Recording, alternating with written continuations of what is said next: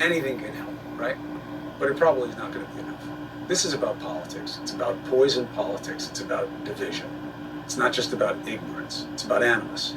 It's at a level now where the numbers show even Trump changing his tune might not have an impact. I personally don't believe them, but we're never going to know because it doesn't seem like he has any interest in getting you to take the vaccine that he pushed originally. The Wizard of Oz, Harry Enton, says, forget about Cuomo, listen to the numbers. All right, red-blue divide, what do you see? I'd say never listen. No, look, here's the situation. If you look at the counties, right, we always talk about the states, but I think the counties really give you a good understanding. Look at the counties that voted for Biden, look at the counties that voted for Trump. Back in late April, they had basically equivalent vaccination rates. But then in May, you started seeing a little widening with the blue counties that Biden won, starting to get vaccinated at higher levels. And right now, there's an over 10-point divide in the blue counties versus the red counties. And it just gets larger every single day, Chris. You know, I go back and I look at the numbers a week ago, 2 weeks ago. Little by little by little, the blue counties keep moving up, and the red counties, although they move up, it's just a tiny fraction. Turns out this is going to be very, very local if you want to shift it, right? You get doctors pushing the vaccine, you're better off than having rock stars. That's exactly right. I mean, look at who unvaccinated Republicans trust. And this gives you everything you need to know. And what we know is that unvaccinated Republicans trust their own doctor. That's who they trust. 70%. 70%.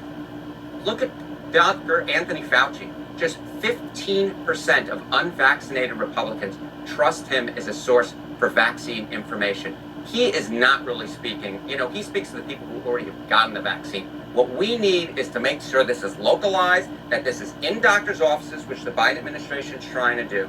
And by putting it in the doctor's offices, the doctor can convince them and then they get the shot the same day. Don't allow any time to waste. Give them the shot the same day once they talk to their doctor. It's our best chance. Now here's Harry's favorite part of the show. It's called Cuomo is Wrong. I believe that Trump would make a difference. You say, take a look at the numbers, dummy. What do they show us?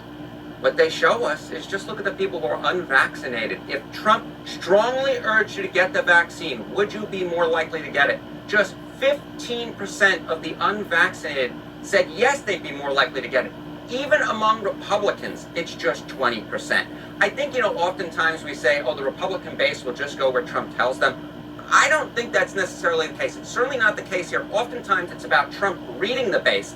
And that, I think, is part of the reason why he has not come out and said, you know what, you should go get vaccinated with as much vigor as you might normally expect. He has said you should, but not with as much vigor. And I think part of the reason is he can feel the base. He knows it won't work with them. And he doesn't want to be, quote unquote, a loser and say, look, I gave everything I could to people getting vaccinated and they still wouldn't. He doesn't want to go that route. And these numbers tell you why. It's because most Republicans, they don't even want to listen to Donald Trump when it comes to the vaccine. Harry Enton, you've earned a good weekend. Thank you very much, Mr. Wizard of Oz.